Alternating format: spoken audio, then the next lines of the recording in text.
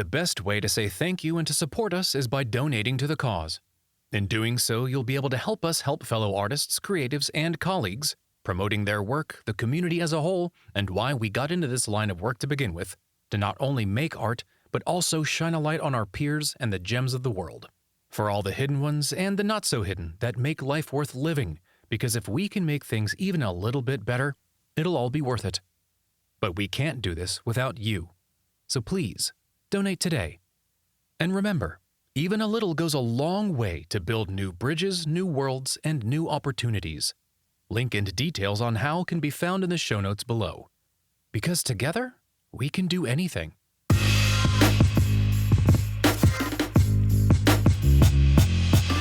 Greetings and salutations, all you beautiful people, and welcome to another episode of Art of the Beholder, a show dedicated to all things eclectic in the world of art.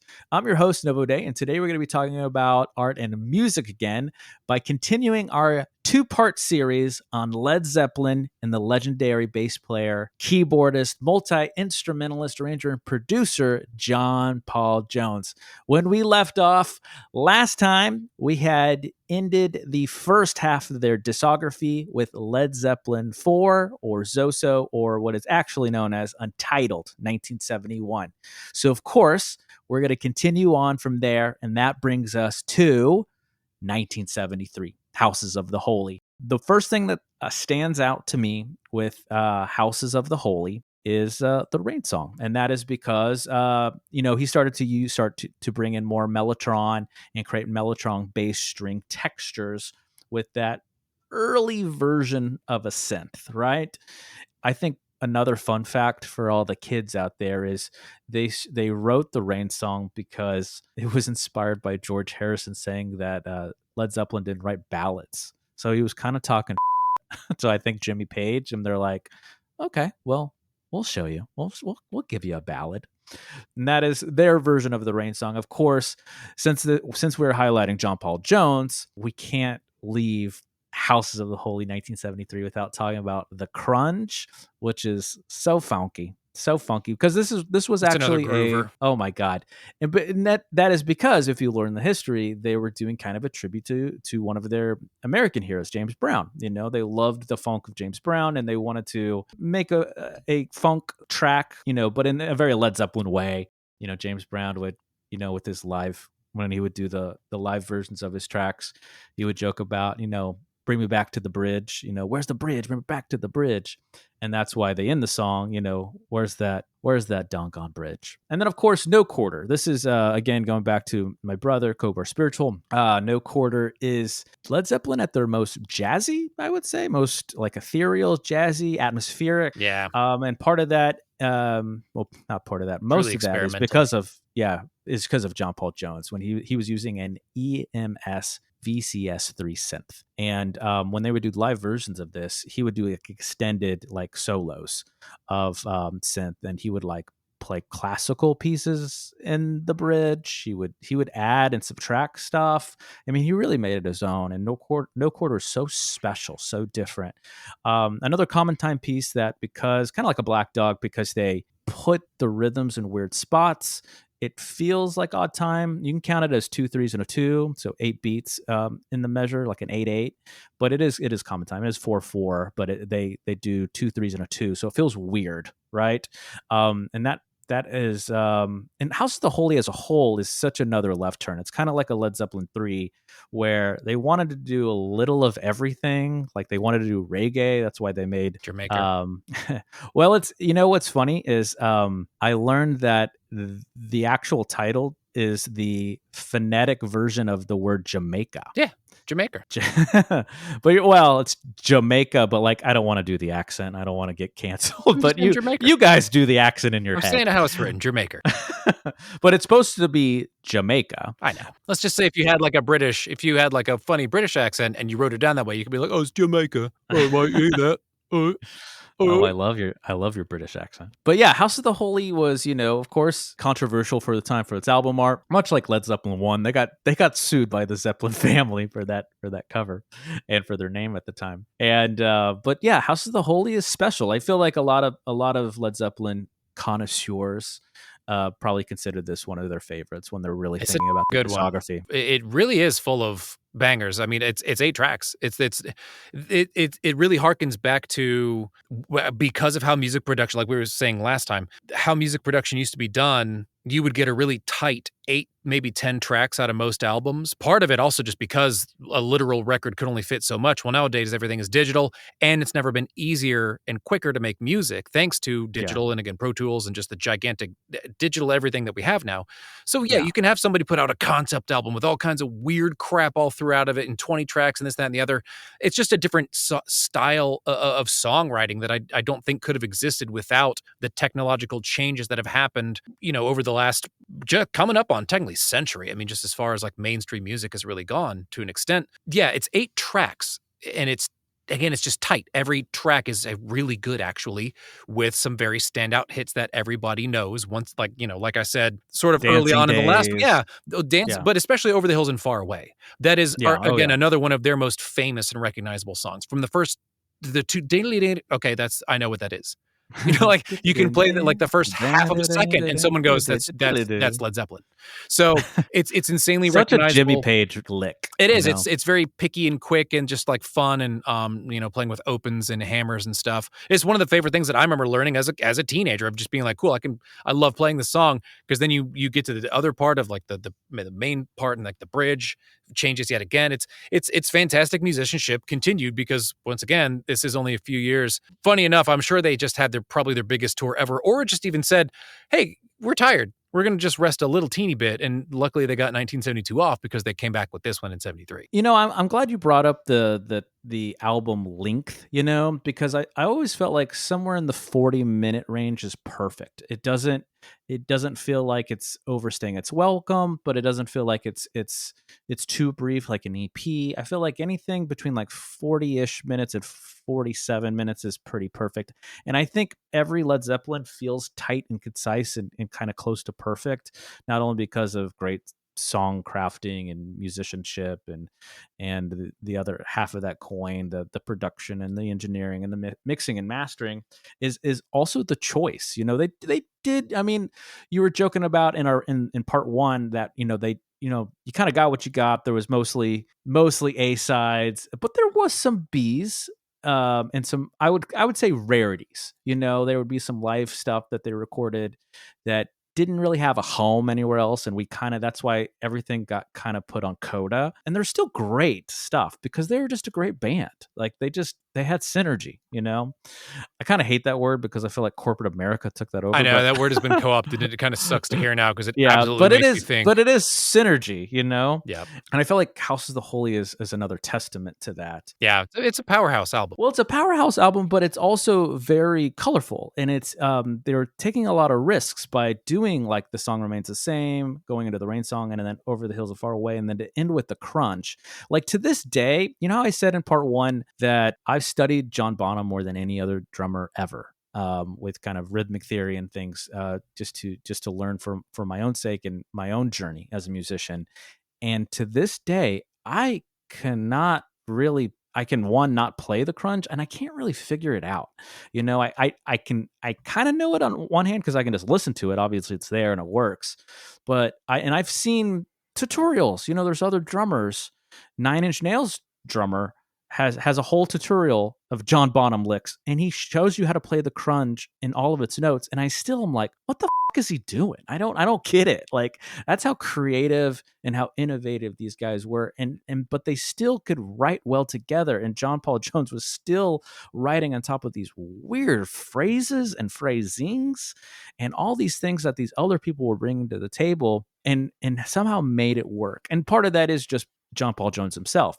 Is as an arranger, he's like, okay, I see the puzzle pieces, and there's a lot of different ways to complete the puzzle, but how do I make it the best, version of the completed puzzle? And I think he would do it time and time again. Well, and just to touch on one of your points real quick, for one insanely talented person to go like, hey, check out this thing and bring something to the table, and it is something weird, what's like the 3-3-2, For instance, like again in the grunge, Yeah. it shows. No Quarter. Oh, No okay. I'm Quarter sorry. was For some pretty reason, I big got that too. confused. But either way, the grunge is also, Oh yeah, the crunch is weird too. That has weird time grunge has some signatures and weirdness to it. yeah, And so it just has weird time signatures and everything, but it works. yeah. So regardless of whether it was something like if it started with Jimmy being like, "Oh, check out this weird lick," or whether it was John or Bonham or Paul Jones, but the fact that it always, of course, like there's usually one sort of main draw or somebody brings something to the table and it has a arguably more effect on the song than not what it turns out being, that the other musicians can just step up and just make it work.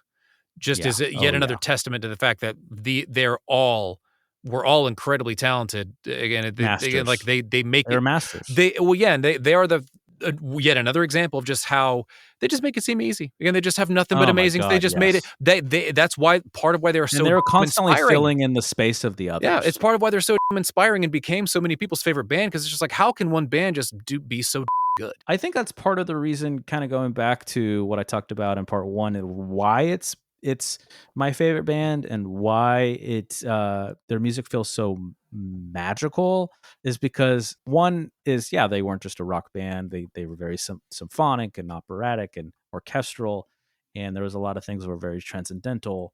But it was also, they were so good and so perfect and so masterful that it didn't feel real. I even when I was re-listening to these albums, I was like, how did they do this? Like, how did they make it sound this good?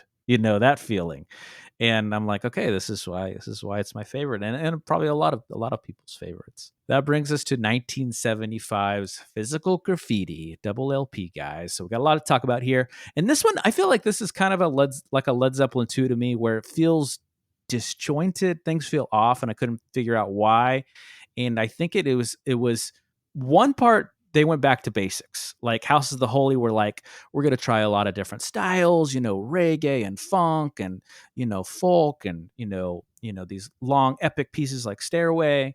There was just like, there was a lot of faces to Houses of the Holy. And then there was like one face to Physical Graffiti, like, let's rock, like back to basics, 4 on the floor, let's rock. I think a good place to start, which is not at the starting part of physical graffiti, but it's Wonton song.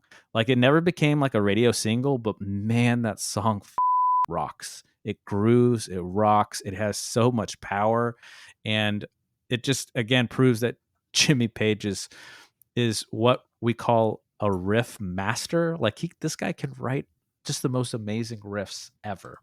But like this, I mean, it has a lot of, obviously it has the bangers, the big kids playing. It has Houses of the Holy. Like, Houses of the Holy didn't even fit on House of the Holy. And but it has Kashmir, a lot of other ones. But this one I feel like has so many deep cuts, and it's like them wanting to just be blues players again. And but it also has that John Paul Jones signature In the Light, composed mostly on synth, that very John Paul Jones aesthetic, and everything that makes John Paul Jones just that integral part of Led Zeppelin that makes Led Zeppelin Led Zeppelin. And I mean, and also through like Down by the Seaside, which is way more like, it almost reminds me of like if Led Zeppelin wanted to sort of do an old like Western or almost like a Tom Waits song. It's full of just like fun, like organ that it just sounds spot on. Like you wouldn't believe that it was just this like young British guy is like, no, this sounds like somebody who just wandered in, from like having, been out west or like, I don't know, something. It's reel it back. And for instance, that we were just talking about how tight Houses of the Holy is just 8 tracks. I mean, again, this is a double discer. This is a total of 15.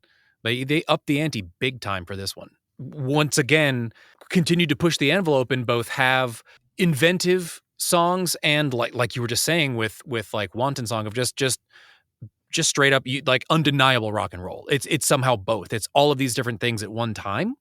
And I do think that is one of the most continuously impressive things about Led Zeppelin, and why the easiest thing to say is, oh, they're a rock band, because they rock sometimes. They just do. But then you also get these other things like Kashmir, which rocks in its own kind of way, but like that wasn't really sort of heard of. That was a really cool new thing. You can't tell me that didn't go on to influence countless people, including even stuff like Metallica, like sort of a contemporary of theirs. Again, Metallica was well along, but they went on to like be like, oh, what if we also do like symphony, and like they introduced a bunch of like, oh, what if we got like symphonious with it? It's like, yeah, they Zeppelin was doing it, man. They were already doing it. Right. And, we have to talk about Kashmir in more detail. I want someone to finally end the debate because when I was studying Led Zeppelin growing up, I could have sworn I heard like an interview or documentary that these were real strings, that John Paul Jones arranged real strings to create that 3/4 piece. And people forget that. Again, they're playing with time signatures, and the main riffs and melodies are in 3/4, but John Bonham and John Paul Jones kind of hold down the rhythm section with a common time piece just to anchor the piece. And so like the audience can listen along and be like, oh, okay, I kind of get it. For the most part, they can bob their head and enjoy it. The rest of the instrumentation is an odd time, and it gives it kind of that world feel again, that Middle Eastern feel. And I thought to bring it on home, no pun intended, it was actual a string arrangement like Friends. But then when I was doing my recent research for this, Philip, I was reading things that said, no, you're an idiot, Novo. You're a idiot, Novo. Literally said that. They told me that at a dinner. It was Mellotron string textures that were made to sound like strings, and clavinet, like trampled underfoot was clavinet or clavinet. I'm pretty sure it's clavinet though. And so, any of you guys listening that are Led Zeppelin history buffs, can someone finish the debate? Is it real strings or is it synth texture strings? Novo's looking for confirmation bias. Yes. He Well, not wants- biased. I want the real answer. I mean, yeah, but I think we know what you're looking for. Actually, weirdly I enough, want them to be real strings. I Is that know. what you're getting at? Yes. I want them to be real strings. You're like, someone else tell me they saw that article or have a copy of it. It has to be real. It wasn't just a fever dream. No, weirdly enough, on Spotify, it feels like a dick move when you look at credits. Like in the credits section, it literally, specifically for Kashmir, it says performed by Led Zeppelin. Like, okay, no. Written by Jimmy Page, John Bonham, and Robert Plant. They like, how is it not at all written by John Paul? Like, really, he didn't do anything? Because it even says produced by Jimmy Page. It's like, you guys giving no credit to John Paul Jones? That feels like a dick move. Was there bad blood? He has a good sense of humor about it. He always says something like, they just lost my number, or they just forgot to call when they went on tour without me. No, I mean, but it was clear that I don't think there was bad blood, but there was a schism. There was something, right? And that's actually a whole nother conversation about how credits are, how we give credits. Like, think about, you bring up Steely Dan a lot, right? When we're talking about other shows and we're comparing things and you talk about the Steely Dan effect, they famously did not credit all of the studio musicians that would like come to just do one tiny little solo and one little tiny part on Asia or something, like there's like a whole treasure trove of musicians that were supposed to be given credit on these things and never were. And that's like, that's why Led Zeppelin got into a lot of trouble over the years, is because they wouldn't credit, the songs that they, if I were to put it nicely, borrowed, if I were to put it not so nicely, stole on occasion, and said that it was an original Led Zeppelin track, when we now know, music history buffs, historians have debunked this. Like, a lot of them were completely, nobody could have predicted the internet. Yeah, a lot we of all started comparing notes and we were like, this sounds a lot like Robert Johnson and Delta Blues, yeah, right. and Roy Harper, and eventually, and they got sued, and eventually they were like, okay, yes, this was either inspired by, or we use actual, like, Whole Lot of Love, like, uses actual lyrics by a previous lyricist that was a blues player, things like that, where they were finally like, okay, yes, of course, there was these things that we borrowed, or we would pay homage to. Yes, that song was written first. Yes, we use the same words. Like, okay. And then they gave credit, and then they give royalties too. So they did own up to it, and they did pay, they paid their dues, so to speak. So, but physical graffiti, a lot of things, Custard Pie, The Rover, My Time of Dying, House of the Holy, Trampled Underfoot, Kashmir, In the Light, Braun Yar, however you pronounce that. Down by the Seaside, 10 Years Gone, Night Flight, The Wonton Song, Boogie with Stu, Black Country Woman, and Sick Again.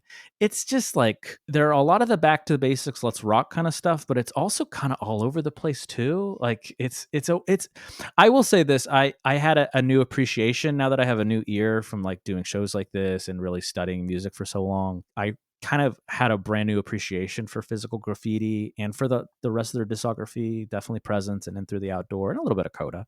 But I was like, I mean, I kind of get it. I get why some of the true blue Led Zeppelin, I like grew up with Led Zeppelin, go Physical Graffiti's my album. And I'm like, really? I'm like, man, like how let's sit down, let's have a coffee and let's figure this out. Let me tell you why you're wrong. I think just it does have numbers on its side with the fact that it is a hefty boy. It's a 15 tracker, so it does Yeah. technically Double LP, baby. it's already kind of punching above its weight. So the fact that they crank out so many good songs, I can kind of see how like people would feel like this one might be stacked towards it, but I wouldn't I would almost argue with anybody. I'm like, it's far from their best. It's got some great, again, Cashmere's on it, and it's one of their most recognizable songs as well, obviously. It used to be my favorite. And Cashmere Houses used of to the be my Holy is number one. also pretty recognizable, and it's great. And My Time of Dying is epic. Like there's again, yes, there's some very good stuff here. Some more quintessentially ish, but it's somehow also not. Yeah, it's just it's an interesting entry. But bringing it back home to John Paul Jones, like the stuff that he either did all by himself or helped to elevate are the real standouts. Cashmere in the Light, Trampled Underfoot. Yeah. You know, that became like you remember there's never been official singles by Led Zeppelin. It's what the radio chose to make as singles. So they're usually never made like official singles. Sometimes they did. I guess Whole Lotta Love would probably be a good example of them being like, yes, here, just put this on a vinyl by itself. It's a single. But a lot of the times it would be the radio stations that would choose, or of course the record label, things like that. But Trampled Underfoot is another example of, you wanted to be like Stevie Wonder with that, like, piano, that clavinet piece, things like that just were amazing and just made it extra special. And that brings us to 1976's Presence. Now, it's funny that you're talking about Physical Graffiti as like a interesting entry. People often consider this the strangest, or I wouldn't say weakest, because I really feel like there's no weak Led Zeppelin album in their entire discography. But Presence is often considered this feels particularly weird and off. It has one banger on it. It's Achilles' got Last Stand? Well, I was Or funny. I was Nobody's going to know Fault But as epic and rad as that one is. I just mean as far as like you were saying, like the recognizable radio singles from whatever, just one popularity contest and got people to listen. Like that was the name of the game. You're a disc jockey. Everyone's asking for this one. Play. So Nobody's Fault Was Mine. That's the one banger. Nobody was calling in asking for Achilles' Last Stand. Not to mention the song is 10 minutes long, so you're not going to get that played anywhere. They want that radio edit. Yeah, right. version. Yeah. Can you give me like the Cliff's Notes version? But for John Paul Jones, Achilles' Last Stand is such a standout because he had that kind of almost punk like chug-a-lug bass line that it drives the piece. And that's why I feel like that's probably why it was chosen, because we don't talk about this enough, like is song placement in an album is so important.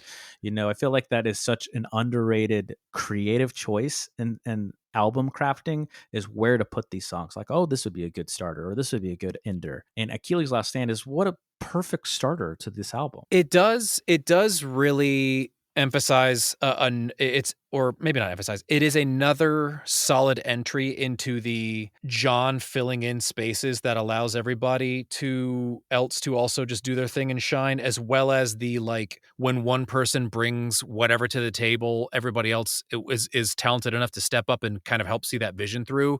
This one really feels like, again, they were pulling from lots of different sources. There's such different just feels and textures across the song, even just going from Achilles' Last Stand to For Your Life, where it's just it's more stripped back, and it's a lot of Robert Plant, just it doing really his is. vocal gymnastics. Again, leading all up to once again a quintessential Nobody's Fault But Mine. Like that one's pretty like recognizable. Like it's got such a riff to it. The way it even fades in again, like it actually does help go to show like the production plays so much. Like you said earlier, or not earlier, but even just what was that episode? Part one. Part one. Production is key in being able to recognize to not have it just sound muddy and for each instrument to be nice and clear and distinguished is always important And separate anyways. from all the rest in the Yeah, mix, it's which is it's always tough to do. important, but especially when you've got as many different like sort of styles and influences and even just the instrumentation, which is again so much thanks to John Paul Jones. Absolutely. And like other standouts, I think if we were just digging into this album to highlight John Paul Jones's contributions, is not only Achilles' Last Stand, as already stated, but guys listen to Candy Store Rock and T for One. Again, we're seeing a lot of that chameleon musicianship where he's really big sometimes, that chug-a-lug, kind of punk bass. And then T for One is, we're going back to that kind of pocket playing, things of that nature. And to your point about the production, a little fun fact is this is another one. I think they were only in the studio for maybe a week, maybe 2 weeks. I think the Rolling Stones were waiting for the same studio. And I remember Jimmy Page just saying like, we as a band are so focused because I think Mick or somebody or Keith Richards couldn't believe that they knocked out the entire recording of the album in a week or two. When, and most people that study music know that, just like I talked about in part one, Led Zeppelin 1, took 36 hours to record, which is crazy fast. Most of these people, because there's overdubs and there's a lot of things, we're trying to, it's not live music. You're creating a product that is lush and special and you're trying to make something so perfect and special and unique that will stand the test of time. And to your point about the Spotify metrics, I mean, 1 billion plays of Stairway to Heaven just on their metrics alone, and also the fact that I pay attention to the monthly listeners too. They still have 20 million monthly listeners. I'm like, for a band that was only around for about a decade in the late 60s, 70s. I mean, yeah. I always They wonder left what their would have mark. happened were it not for Bonham's death. We're getting a little ahead of ourselves, but you bring it up. I mean, I'm not sure if they would have been so solidified in history if it wasn't for that thing. They probably would have kept going, but would they have fizzled out? Would they have faded out? We'll never know. It was interesting with the next two albums. So, in a way, like I beautifully helped us move forward. But no, so with In Through the Outdoor, there was so much experimentation. I mean, you can tell it's almost We're the moving 80s. in through the Yeah. outdoor. Oh yeah. Oh, absolutely. We're seeing the evolution it was 1979, but we're seeing that production shift. We're seeing the evolution of how the music industry and what was popular at the time was changing. you know that like some of their really best friends in the industry and the Connect people are like, oh guys, I mean, like this is really in, like this is what's coming, like trying to stay ahead of it and just of course, like Exactly. okay, give John Paul Jones something that like basically is a piano or keyboard type of thing, and yeah, you're good. Or a Moog synthesizer. Yeah, exactly. Like you're Care. good. But yeah, before 1979, again, he was still. What's crazy is he was when they were taking breaks and they still had families, which is crazy. Like everyone was married with kids except for Jimmy Page. So when they were like taking breaks, John Paul Jones was a workaholic, clearly, or he just like had so much in him that he had to get out, and he helped to score and mix and do all the stuff for their film. The song remains the same. They're like their concert film, if you will, in 1976, and then eventually, yes, we get to 1979's And Through the Outdoor, the last official Led Zeppelin record before a poor John Bonham's death. I will start the conversation with this one thesis statement. This album has JPJ all over it. It is oozing with JPJ. And if you know the history, there's a there's a reason why. A certain Jimmy Page and John Bonham was a little addicted to the drugs, and they couldn't quite rise to the occasion. And they knew they probably had like contractual obligations and other it was still their job to make money and make it through their art and their music and things like that. And so John Paul Jones rose to the occasion and pretty much led the entire band to create In Through the Outdoor. And that's why every single song, literally every single song on the album, has keys or synth, or the bass is a little more in the foreground in the mix. All My Love has kind of this flamenco, Like like essence samba to or it. something. And yeah, and then the bridge has those synth horns. As a kid, I thought they were real. I thought those were real, like almost like a trumpet player or something like that. And someone was like, "No, that's just a keyboard making that sound in MIDI." I was like, "Oh, oh, okay, you can do that? I was like, my mind was blown even with that. It's like, yeah, it's the same thing. They're hitting the notes. He's just hitting them on a keyboard. And I'm like, oh my God. And of course, the most, the closest thing we ever got to Headhunters, Led Zeppelin going EDM was, of course, as already joked about, Carousel Alhambra with the Moog synthesizer.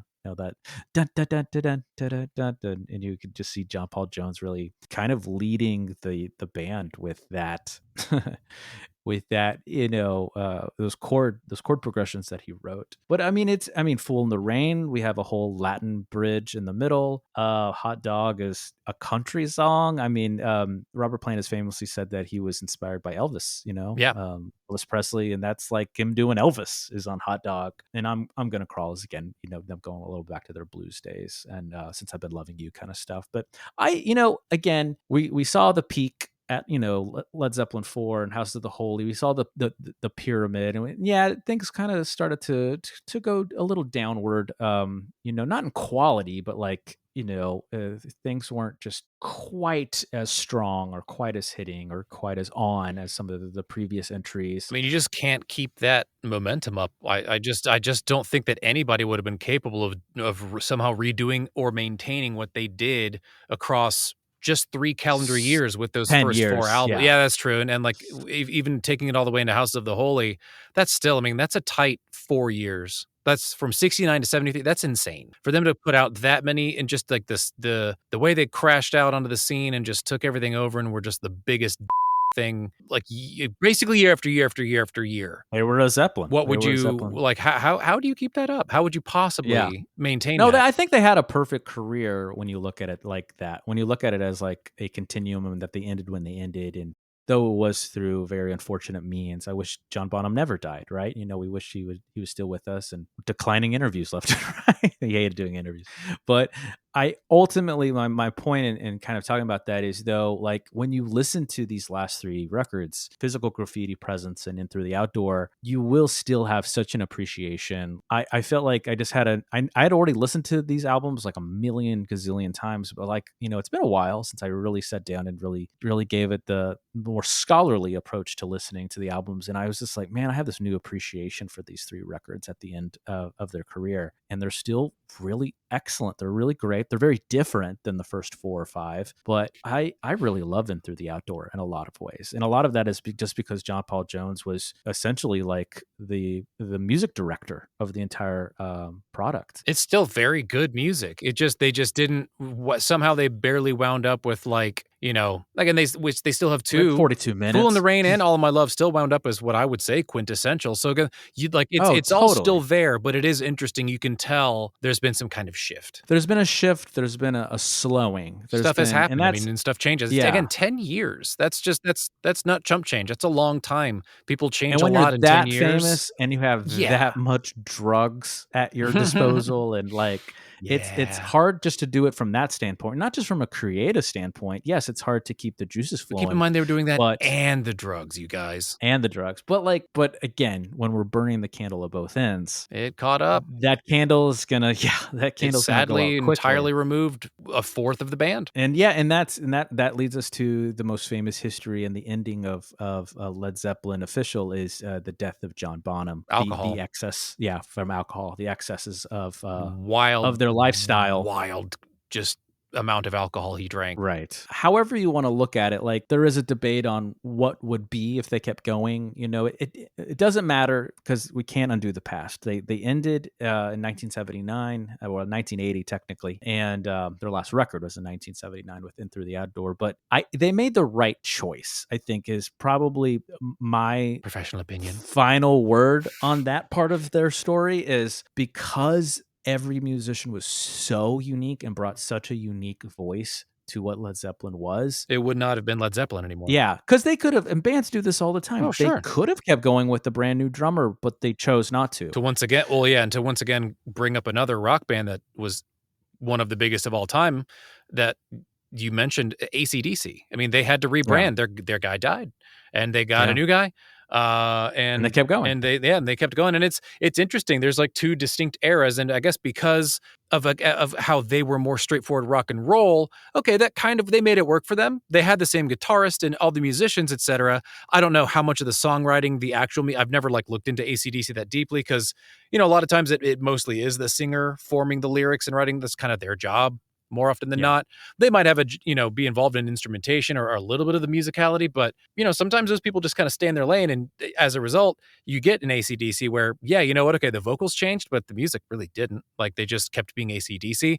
You could not have done the same thing. You could not have done the same thing without John Bonham, and it's unfortunate, and tragic in its own sense. It's interesting too, seeing how where that last album went, and then what John Paul Jones went on to do with some of this other stuff. It's so interesting. Yeah, that is, just like we talked about part one, we separated the history of Led Zeppelin, but John Paul Jones' contributions, his career as a whole, the story of his career through his artwork, and we divided it between kind of pre-Zeppelin, during, and post. Before we go there, there's a little bit of the history we have to talk about before we go into the post Zeppelin era, and that is 1982's Coda. So a coda is actually a musical arrangement term. A coda is like an ending to a musical phrase or composition, and you say that part, the ending part, instead of saying the ending, we call it a coda. So that's why they called their last album, official album, Coda.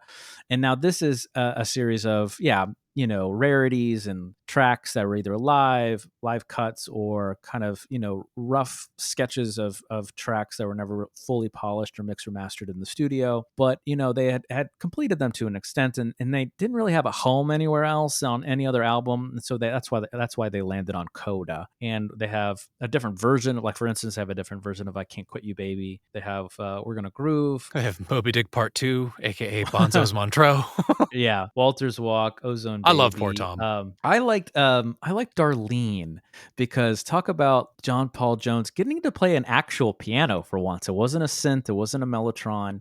We had just like a, probably one of those like old school ragtime kind of pianos, like a stand-up piano, and you can really hear it in the tape, in the analog tape, that it just, there's really nothing like, I hate to sound snobby all of a sudden, or a purist, there's nothing like real recorded instruments on tape. Like, I love me some EDM and digital and techno. I love the digital era in a lot of ways, but man, there's nothing like real instruments being recorded, and the harmony that comes out of them.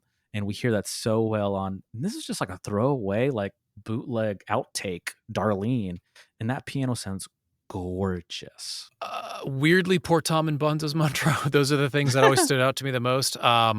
I liked the alternate version of I Can't Quit You Baby, but a Coda, it is interesting knowing that it essentially is the B-sides, that it is what they had, because again, like Bonham died in 80 and this came out in 82. So obviously it's nothing new. So yeah, it's like you can almost, this was kind of a fun exercise in going like, I wonder when they wrote this. How old was this? When were they sitting on this? And thinking about other songs in the repertoire, and especially, some things were a little more obvious about like, okay, well, this one album had a lot of, John Paul Jones on the keys, and especially like certain aspects of them being on the keys, of like, is it more piano-y? Is it a little more like organ-like? Just there's so many different approaches to key type instruments, or just keyboard-ish, piano, synthesizer, whatever it is. So that to me was the fun aspect of, is kind of trying to take a stab at like, when did this song come about, and using the context clues, because John being the multi-instrumentalist of the group to the most extent, because obviously Jimmy Page could also play more than just a guitar. Yeah, he could play mandolin, right? Acoustic, He's steel, very insanely talented. So it's not like he only ever just played a rock and roll. Yeah, it's not like he only played electric guitar. Yeah, as has more than been shown. But Robert didn't exactly do a lot more than sing, and John didn't exactly do anything more than drum. And harmonica. Right? That's what I'm saying. Is like, but drums, percussion, tabla. He did some, again, but not to the extent that John Paul Jones brought other stuff to the table. Absolutely. That's why we're highlighting him today. And what's crazy about, we're still not quite into the post Led Zeppelin era, because as I said a moment ago, he was still doing a lot of session work. A lot of the session work he did in between these times included The Family Dog, Madeline Bell, Roy Hopper, and surprisingly Wings with Paul McCartney. I was like, okay, this guy like literally touched so much music. As you like to say, the Steely Dan, He's the guy that you effect. didn't realize just how much of your favorite Like he was. touched, yeah, like you didn't realize how much he touched, how many things he touched in the modern music and the history of modern popular music, and that eventually touched you, the audience. But that does finally bring us to the post Led Zeppelin era, where he went on to some solo work. He made a couple of albums just completely by himself. First one in 1994 with it was more of a collaboration album. It was called The Sporting Life with Diamanda Gallas. But the true just him, I think, pretty much doing everything was in 1999's Zuma, which the track Zuma is. I did get a chance to listen to these two albums, Zuma in 1999 and The Thunder Thief in 2001. They're mostly instrumentals. There was his version of. He's such a. You can just tell he's so reserved. It's such a nice guy because he tried to do like a punk song on the Thunder Thief called "Angry Angry," and it's not very angry. Let me just put it that way. It's not. You It's don't not think very you didn't angry. think it landed? Well, it landed because he's a master musician. He can make. I think this man can make anything work. But it wasn't. It was the nicest punk song you'll ever hear. I'll put it that way. But Zuma is, man, like you can hear so many. I bet a lot of other musicians listened to Zuma and was like inspired. Like I heard Tool songs in Zuma. I heard Soundgarden, a lot of stuff from the late 90s and 2000s and early 2000s that we grew up with, us geriatric millennials, Right. that just like, our Yeah. samples and all this stuff. I was surprised with how like I don't know what I was expecting, but I definitely didn't expect Right. Zuma to be what it was. And it was very listenable. And like It it was mostly was instrumental. nice. It was very riffy to me, Very riffy. honestly, which I think is a lot There of was its a lot of Led listenability. Zeppelin in it too. Yeah, exactly. There You was can a still lot of tell Led it's Zeppelin like in it. that, Yeah. it's not exactly I influenced. heard a little bit of the melody in Black Mountain side in Zuma, Oh. actually. I remember like some of the same notes and some of the same phrasing were there. So I wonder if they jammed on that in the very beginning, like just to bring it around circle. I mean, Led Zeppelin 1. very well could be. I mean, Yeah. sometimes it's hard Just to just in theory. maybe, We don't, yeah. But John Paul, come on the show. all right. Let's talk. But yeah, I did. He's a big fan. I was very interested in the Zuma album in particular. I Yes. didn't quite make it through I Thunder liked it. Thief, but I did Yeah, make sure to I listen like to Zuma more. And yeah, I was just like I came out of it happy enough, being like, that was okay. That was like decent. Like, I have no decent, regrets. Like that was good. Yeah. He also went on to do more film scores, Which including he kind of did 1984's. between Zeppelin and He did in between I think a little I think bit, maybe yeah. even he was kind of like, you know what, like all the album, like, just I think it worked for him to just really probably get in a different headspace. Yeah. After like what was Zeppelin just literally came crashing to a halt. So it's interesting Right. noting like He chronologically kept working, but differently. and like you mentioned a moment ago, how he did some sessions on Wings. Well, one of the first things that he really scored was like that Paul McCartney, like sort of like compilation movie thing, like the Give My Regards to Broad Street. I actually not sure if I noted that. The ones I did note in his film score filmography, it's 1984's Give My Regards to Broad Street, 1984/1985 Scream for Help, 1993's The Secret Adventures of Tom Thumb, 1994's Risk, and of course the another concert film adaptation, which is Celebration Day in 2012 for their, I believe is their Led Zeppelin reunion O2 Arena show back for 2007. But he also went on to play or work with the London Symphony Orchestra. He helped to create operas and opera scores. More collaboration session work and production include Gillian Welch and Uncle Earl. Again, as already stated in the collab album The Sporting Life, Diamanda Gallas, The Mission, REM. Surprisingly, Butthole Surfers. Remember them from the 90s? Oh, yeah. I was like, when I read that, I was like, man, I didn't see that coming, but okay. Heart, Seasick Steve, Jars of Clay, Benny King, Peter Gabriel, Foo Fighters, Lenny Kravitz, Cinderella, La Fura del Bas, Andrew Lawrence King's The Harp Consort, Brian Eno, Paul McCartney has already stated with Wings, Glenn Phillips, the Datsuns, Sarah Watkins, and Super Silent, just to name a few. In 2007, as already stated, they Led Zeppelin reunited with John Bonham's son, Jason Bonham, for the Led Zeppelin reunion O2 Arena show. And in 2009, if you didn't know, he hooked up with Grohl Dave once Grohl, Foo again. Fighters. Yeah, Dave Grohl, Foo Fighters, and Josh Home or Homie, however you pronounce it, of Queens, to make them Crooked Vultures. And re-listening to that album was so fun. I remember listening to that when it first came out, or a few years after it came out, and I really liked it, but I didn't like it. Wasn't something I really listened to a lot. And I re-listened to it for this, and it was so much fun. You're gonna get mad at me, Philip. I think I like them Crooked Vultures a little more than Queens. You can like whatever you like, man. I'm not mad. I mean, like, it is a rad album. This is our last show. It's got some great Novo. shit. You are fired, but no, it's fine. You can be wrong and like that. No, it really is. It's got some banger. I love that album. I think them Crooked Vultures is rad because as if anyone listened to that episode, they would know. And as I'm going to now tell you, anyways, Grohl and Hami had hooked up for a decent amount of Queens of the Stone Age, and especially what is often regarded as their best. Yeah, exactly. Songs for the Deaf, widely considered their best. Here did a whole show on them. So yeah, they those two guys already knew each other to an extent, and so I'm curious about how all that stuff just kind of lined up because the Power Trio album came out of nowhere, some great songs on here. It's a bit front heavy, but it's still like it does hold on through the whole thing because even all the way through Caligula and Gunman, Spinning in the Daffodils is a weird way to go out, and I kind of feel like that was them trying their best to do something trippy and just being like, I feel like John maybe had more of a hand in that because a lot of the rest of it feels like Josh was in control. And a little bit of Dave, but like he was filling in the gaps. Yeah. But then like the weird synth stuff or weird operatic. It fits because Josh is also a weird dude. And he also likes psychedelia and, and then Dave is just an all around amazing musician and just very varied and talented guy. So of course he was going to have fun doing the drums no matter what. So yeah, I think it's an awesome album. We highly recommend it, guys. Check out them Crooked Vultures from 2009. They just made one album, them Crooked Vultures. Bandoliers I love so much. And like you can hear knowing that this album, it's funny that this is almost like playing into the stereotype that John Paul Jones is just a bassist because you do hear so much in your face like bass because it's just the three of them. So I mean, yes, he is the person doing the keys and extra stuff, but it's still very much a rock album. It's very rock and roll. Yeah, exactly. So don't forget, he still was an amazing exactly. Well, all this gushing that we've talked about, this strings, this and instrumentation, that and mandolin.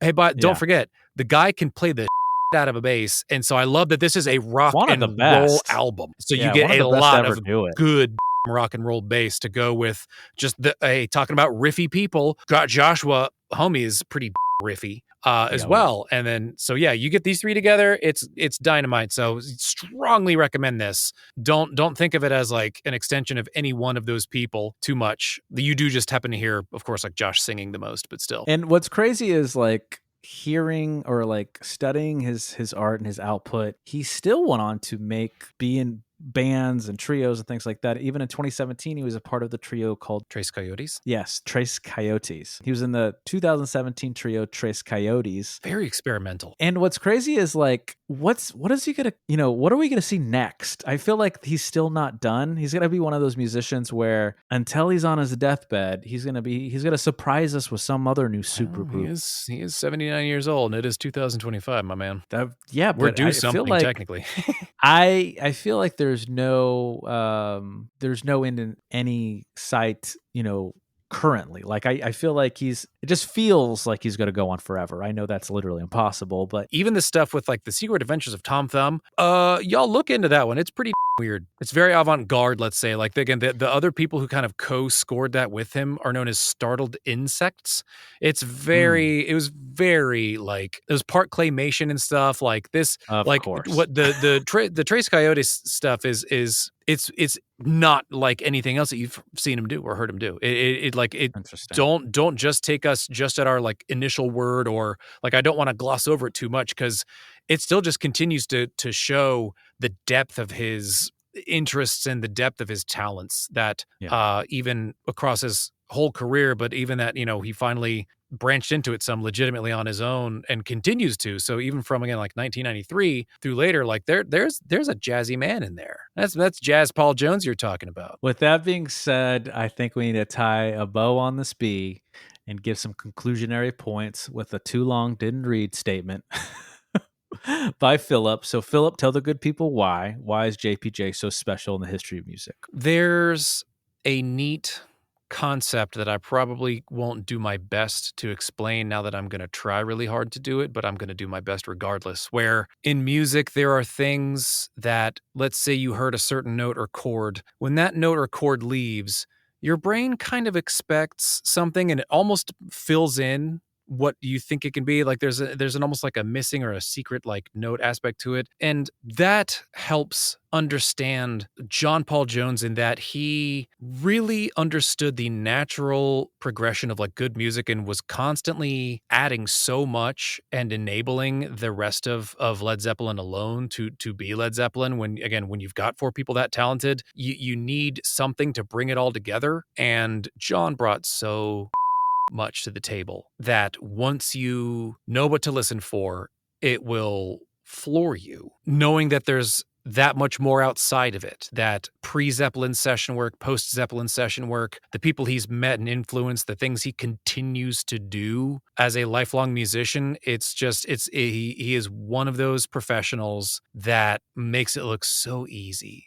And the amount of things that he can make seem so natural and easy speak volumes that my words will never touch or come close to. So he's really you have to go hear it to believe it kind of thing, and go turn your ears on for this and learn what it really means to be able to bring like an entire body into music, to make form of so much, to just clearly have this bigger picture that so many of us, only so few other people would ever be so lucky to sort of like see through his eyes. And he's a great person to, or sort of like channel that perspective through.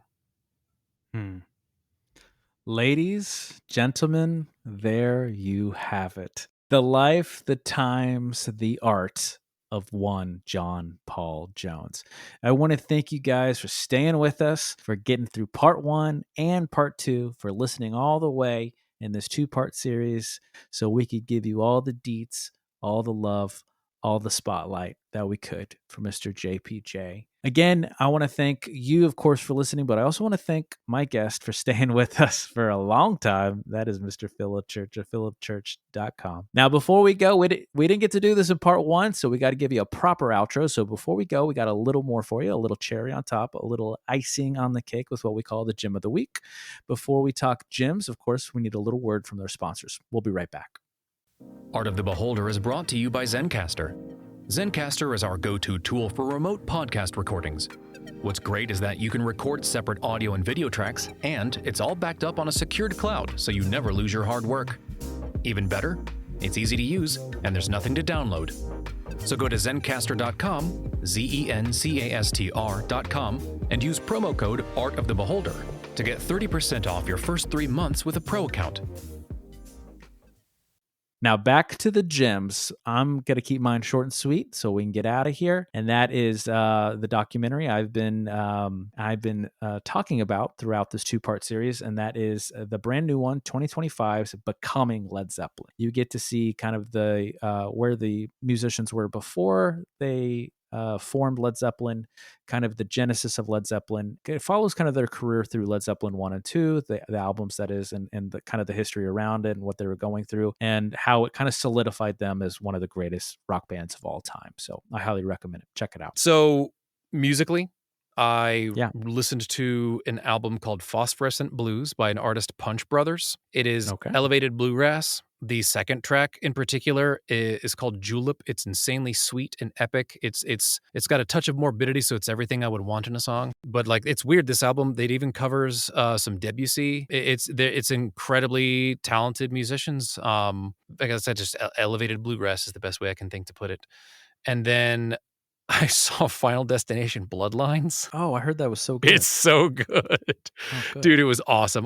The story makes perfect sense as far as like dumb movies where you just need excuses to kill people. Like they're not hiding it, but I love that they still did what they could to actually be like, okay, what makes sense? And they nailed it. I mean, really, like, the plot is good, kills are solid, the lead up is like the pacing was fine, like it was funny enough, it was reverent, like it was cool. There were neat tributes to the other movies woven in there. So, man, it was a fun time. So if you like the horror movies, the new one, this Check it is out. not a cash grab. This was genuinely somebody was just like, we're gonna make another good Final Destination. And if you like that, you can always check us out at novadayproductions.com. You can always check out Philip at philipchurch.com. That's Philip with one L, guys. You can always follow us on all the socials. Don't forget to like, subscribe, do all the things. And if you'd like to sponsor our little love child or be on the show, you can always reach out to us at novadayproductions@gmail.com. So until next time, you know what to do. We'll see you in the next one. But until then, be good to each other. And as always, good luck and Godspeed. We love you. Art of the Beholder is brought to you by Novo Day Productions. Created by Novo Day and Theodore T. Buckingham. Written, directed, produced, and edited by Novo Day and the NDP Collective. Starring Philip Church of philipchurch.com. That's Philip with one L. Alexandra Parsons of alexandraparsons.com. ALEXANDRA-PARSONS.com. With special contributions by Theodore T. Buckingham. Music by A Company, Instagram handle A_CO_music_. Logo design by Tom Justice of thejusticecompany.com, JESTUS. Thank you again for listening. All rights reserved.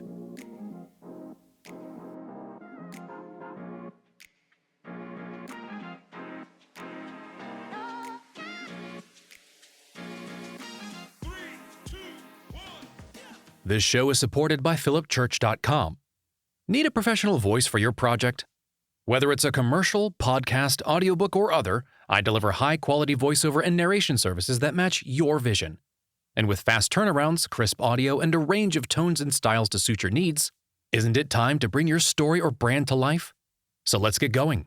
Visit philipchurch.com, that's Philip with one L, to find demos, samples, and contact information. And with this voice, let's make that next project unforgettable.